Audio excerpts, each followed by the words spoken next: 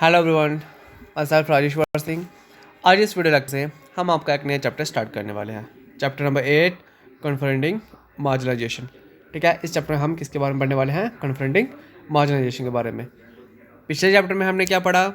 पिछले चैप्टर में हमने मार्जिनलाइजेशन को समझने की कोशिश करी कि कैसे सोसाइटी माइनॉरिटीज़ को मार्जिनलाइज कर देती है, और उसके बाद हमने क्या देखा कि आदिवासी और डेवलपमेंट के बारे में पढ़ा।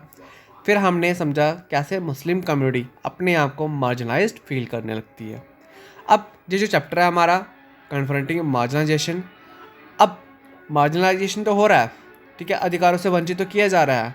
अब हम उस चीज़ का सामना कैसे करेंगे? कन्फ्रंटिंग का मतलब क्या होता है? सामना करना। तो अब हम देखेंगे कि सामना कैसे किया जाता है लोगों के द्वारा। ठीक है, Though powerless, such groups have fought, protested, and struggled against being excluded or dominated by others. तो जो minorities communities हैं, माना कि पावरलेस है, उतनी पावर नहीं है जितनी मेजॉरिटी वालों के पास होगी, लेकिन इन सारे इश्यूज़ के बावजूद भी, कम पावर होने के बाद भी, minorities कम्युनिटी जो मार्जिनलाइज्ड कम्युनिटी है, उन्होंने क्या किया? Such groups have fought, protest and struggle. तो इन ग्रुप ने क्या किया? आवाज़ उठाई, ठीक है, प्रोटेस्ट करा, अपने अधिकार को, फंडामेंटल राइट्स को पाने के लिए इन्होंने क्या किया? स्ट्रगल किया। ठीक है, religious slash arm struggles, self improvement and education, economic uplift, there appears to be no one way of doing things.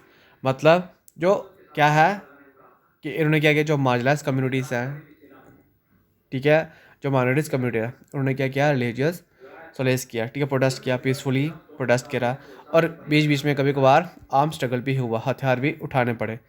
फिर उसके बाद क्या हुआ? Self improvement. मतलब मार्जिनलाइज कम्युनिटी ने क्या किया? मार्जिनलाइज कम्युनिटी को क्या किया जा रहा था? उनको डोमिनेट किया जा रहा था उनसे, ठीक है, उनसे डिस्क्रिमिनेशन किया जा रहा था। तो उन्होंने क्या किया? अपने आप को इम्प्रूवमेंट किया। उन्होंने लैंग्वेज सीखी, ठीक है, नई लैंग्वेज सीखी। जब उन्होंने नई लैंग्वेज सीखी तो क्या पता वो आपसे भी अच्छी लैंग्वेज बोलते होंगे, तो उनको आप मार्जिनलाइज कैसे करोगे? ठीक है, उसके बाद एजुकेशन आ गया। अगर एजुकेशन क्या है, अब पढ़ लिख लेंगे तो वैसे ही अपने आप को क्या कर देंगे? इस्टेब्लिश कर लेंगे। उसके बाद इकोनॉमिक अपलिफ्ट। इकोनॉमिक अपलिफ्ट का क्या मतलब हो गया? जब उन्होंने अपना बिजनेस क्या कर दिया?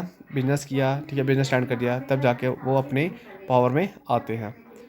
अब what we are going to study in this chapter. अब इस चैप्टर में हम क्या क्या पढ़ने वाले हैं? ठीक है, we will read about some of the ways in which groups and individuals challenge existing inequalities. तो क्या पढ़ेंगे इसमें हम? तो मार्जिनलाइज्ड के होने से जो सोसाइटी में इन इक्वालिटीज़ हैं, उन्हें कैसे ख़त्म किया जाएगा, ठीक है, उसके बारे में पढ़ेंगे। उसके बाद what we are going to study in this chapter, क्या क्या पढ़ेंगे? Invoking fundamental rights. Invoking fundamental rights का मतलब क्या है कि जो ट्राइबल कम्युनिटीज़ हैं, अगर वो मार्जिनलाइज फील कर रही हैं तो वो आवाज़ उठा सकती हैं, ठीक है, अपने हक के लिए। उसके बाद पढ़ेंगे हम लास्ट फॉर द मार्जिनलाइज, कि जो मार्जिनलाइज कम्युनिटी उनके लिए क्या क्या कानून बने हैं। उसके बाद हम पढ़ेंगे protecting the rights of Dalit and Adivasi, और जो हमारे कॉन्स्टिट्यूशन है दलित और आदिवासी के राइट्स के लिए क्या क्या प्रोटेक्शंस जो है, क्या क्या राइट्स प्रोविजंस बनाए गए हैं। उसके बाद हम स्टोरी ऑफ कबीर पढ़ेंगे। Then schedule caste and schedule tribes के बारे में पढ़ेंगे, ठीक है, इसके जो लॉ है उसके बारे में पढ़ेंगे। उसके बाद आ गया the scourge of the manual scavenging. अब इसके बारे में पढ़ेंगे कि मतलब समस्या हैं, ठीक है, क्या समस्या हैं उसको पढ़ेंगे। Adivasi and demand and the act.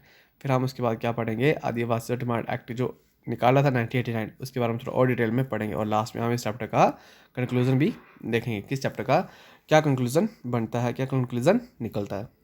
Okay student,